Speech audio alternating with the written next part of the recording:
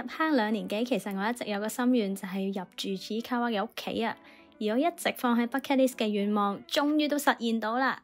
呢條片呢，就嚟開箱位於和歌山白濱嘅 Tole Tole Village，帶大家一齊住入Chiikawa嘅屋企啊！開始之前記得訂閱、留言同埋 like 支持呢個 channel 啊！如果大家記得嘅話呢，Chiikawa嘅屋企係一個白色嘅圓頂屋，有少少似愛斯基摩人嘅冰屋 Igloo 咁樣。原來呢，現實入面日本真係有咁嘅地方可以住嘅喎。今次我就揀咗和歌山白濱嘅 Tole Tole Village，因為呢，佢嘅外觀睇落去真係好似Chiikawa嘅屋企啊！夠白之餘，附近都有其他設施可以玩，唔係完全小朋友向嘅地方，大人都可以好 enjoy 㗎。一行到 reception 呢，就俾玻璃窗外面嘅景色震懾到啊！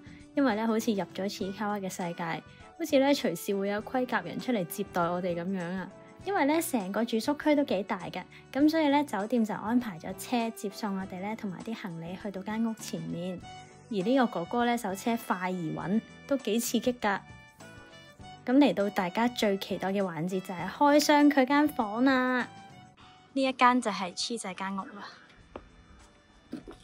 我真係想問，你阿媽嚟搵你啊，黐仔。你做緊啲咩啊？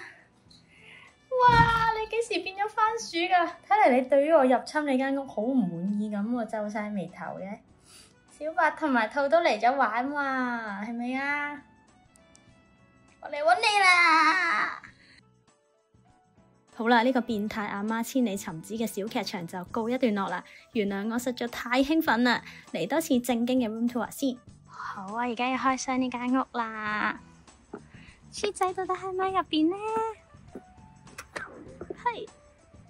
係，首先呢就係入到嚟有2對拖鞋，哇，好得意啊！佢圓拱形嘅設計，一入到嚟呢間房其實就一眼都睇晒噶啦，就係咁樣嘅。哎呀，見到我添。跟住咧呢個係有個咩咧小衣櫃，係啦。好，啲嘢都好齊全嘅，咁我哋而家就睇下個廁所啦。廁所就係咁樣嘅，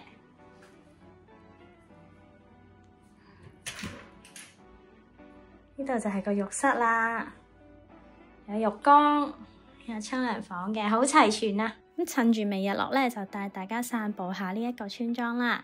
可能小康嗰一族咧，大家去晒除草同討伐啊，所以沿途咧一個人影都冇啊。我覺得如果Chiikawa嘅 fans 真係想住佢嘅屋咧，咁就 book 呢兩邊白色嘅，無論係石底定係磚底嘅屋，其實都好似嘅，同埋睇落去都算白淨啦，都還原度好高噶啦。咁中間仲有一個 Village 8，呢個咧就係好似一啲恐龍村莊咁樣，恐龍蛋咁樣。咁呢個咧就唔係好似Chiikawa間屋噶啦，佢全部都係土黃色嘅，可以睇得出咧，其實而家呢個季節係冇乜人住咁滯。我而家就咁喺度揈咗一個圈，我都唔係好見有其他人，即係基本上係好似包場咁滯，或者可能大家出咗去玩未翻嚟啦。咁有啲小朋友應該都會好中意呢個主題，但係就唔係我哋Chiikawa fans想要嘅嘢啦。哇，好恐怖，嚇死我！嚇死我！呢個好驚啊！好，大概遊咗一個圈，就係咁樣啦。哇，都係行下園區商店定下經先。營業時間都幾長噶喎，去到夜晚10點。如果有咩零食啊、嘢飲想買，或者買漏咗啲衛生用品嘅話咧，都可以去望下嘅。一入到去就見到佢哋啦。白濱動物園咧，其實本身係有4隻熊貓，所以附近啲手信啊都係以熊貓為主題。不過咧，今年就已經還翻啲熊貓俾中國咯，你懂的。所以咧，Tole Tole Village 咧都係有個熊貓園區嘅，而每間屋嘅熊貓都係唔同款，好有心機噶。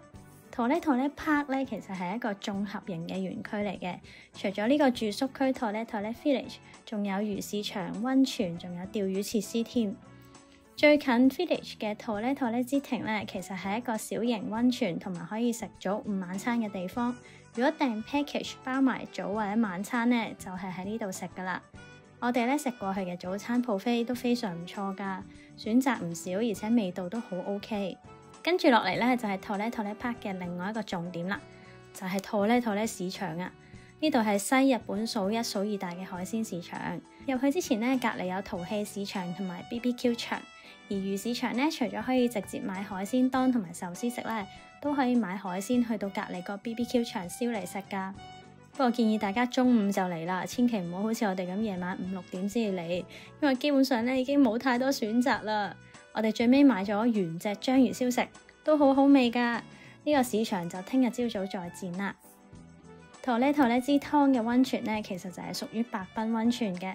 舟車勞頓一整日之後咧，浸下溫泉同埋去桑拿，就好似小白同埋Chiikawa嘅日常咁啊！而且咧 Village 嘅住客係會有優惠券嘅，不過因為我哋去到嘅時候係平日，已經有個更加優惠嘅價錢，所以就冇用到張優惠券啦。因為咧入面唔可以拍攝啦，所以就只可以睇翻個網站嘅圖片啦。入面其實係有室內露天風呂啦，仲有桑拿同岩盤浴。而咧想享受岩盤浴嘅話，就要俾多1000 yen。如果市場閂咗門都唔緊要嘅，因為呢度咧有好多日式料理可以揀啦，同埋都有海鮮檔嘅。Village 嘅住客咧就可以預約專車接送往返呢個Tole之湯，真係唔建議步行啊，因為係有段距離，同埋仲要上個小山仔嘅。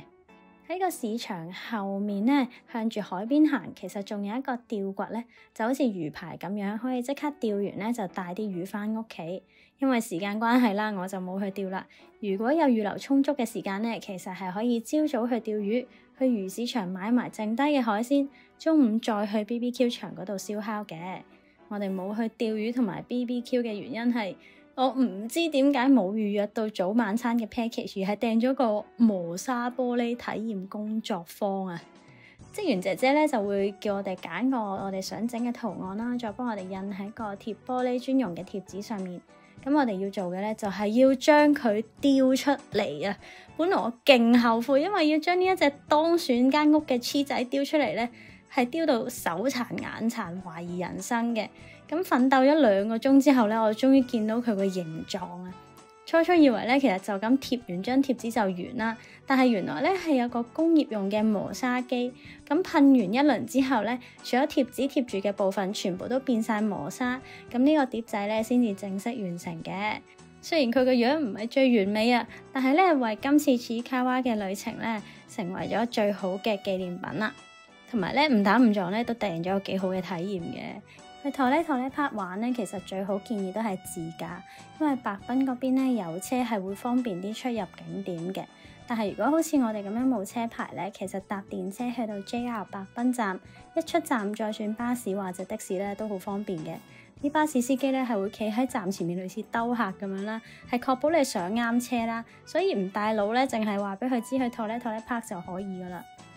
咁其實日本咧都有其他地方係有類似咁樣Chiikawa屋仔嘅住宿嘅，就好似熊本嘅Aso Farmland啦、兵庫縣嘅Kokode啦、福島嘅白河高原都有個類似 glamping 咁嘅地方，有呢啲圓頂小屋可以住嘅。咁有啲行 glamping 嘅風格啦，有啲就比較自然係啦。有興趣嘅話咧，都可以喺資訊欄嗰度揾到佢哋嘅官網㗎。咁希望大家下次去日本之前咧，都會考慮下將呢個Chiikawa小屋之旅規劃到行程入邊啦。